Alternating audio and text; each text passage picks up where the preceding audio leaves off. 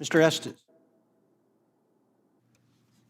Well, thank you, Mr. Chairman, and thank you, Ranking Member Smith, and thank you to all witnesses here today. It's been 693 days since Joe Biden took the oath of office as president, and in those last 693 days, trade has taken a backseat to some hyper-partisan spending agenda that's fueled rampant inflation and wrecked our economy.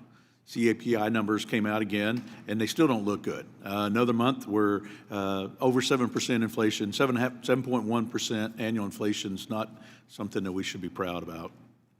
I was a little hopeful when I discovered that on day 693 of the Biden presidency, our trade subcommittee would be meeting, but instead of reauthorizing the Trade Promotion Authority or renewing the Generalized Systems of Preferences and the miscellaneous trade tariff bill, we're talking about promoting environmental trade, which is important, but there's a whole lot of other issues that we should be talking about as well. But let's talk about trade and environment. Thanks to American ingenuity, our country has an abundance of clean energy and a potential for even more. In fact, new technologies have made drilling significantly cleaner than ever before. It's not something every oil-producing country can boast, which should be a compelling reason for us to get back to the policies that made our country a net exporter of cleaner energy just a few years ago instead of an energy importer. Ending the Biden administration's trade moratorium and war on American energy benefits us domestically. It lowers fuel and energy prices, improves our trade balance, and helps us export our cleaner energy instead of relying on dirtier energy imports. We also don't have to do this from our partisan camps. Republicans and Democrats agree that we should re-engage on negotiations on an environmental goods agreement, something that both parties have encouraged Ambassador Tai and the World Trade Organization to do. While it's unfortunate that the current administration has sat idle while other nations have advanced trade throughout the world, the United States can and should lead, and we could do so with bipartisan support. I've said that before. I've said that nothing has brought more people out of poverty around the world than free and fair trade. And I believe that trade, when done right, can also help us conserve our resources and advance clean energy policies. Mr. Powell, you and your organization have extensively researched clean energy production. What are some of the most significant advances you've seen in clean energy production in the last decade, and how could these advances help us globally if we have an environmental goods agreement that allows for more free and fair trade? Well, thank you so much, Mr. Estes, and thank you for your continued leadership here on this committee on these important issues. You know, I think I mentioned this in my oral testimony. I described it a little bit more at length in my written testimony, but we should remember that the fracking revolution in the United States has brought unbelievable both economic and environmental benefits here domestically, and is allowing us to play in a completely different way in global trade and energy products.